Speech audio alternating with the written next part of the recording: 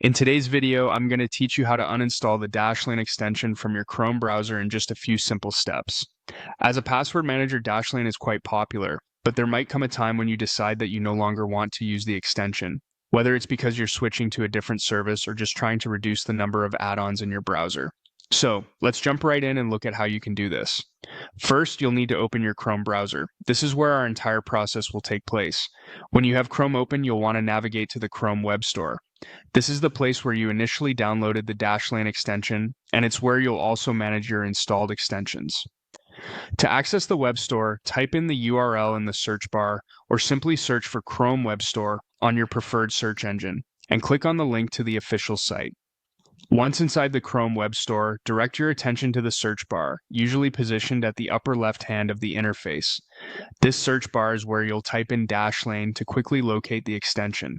Despite it being installed on your browser, searching for it in the web store helps you manage it, especially when you decide to uninstall it. When the search results have loaded and you find Dashlane listed, you'll usually see an option that reads Remove from Chrome right next to the extension. Clicking this will initiate the removal process. It's always good to double check that you're clicking on the correct extension, particularly if there are similar names listed.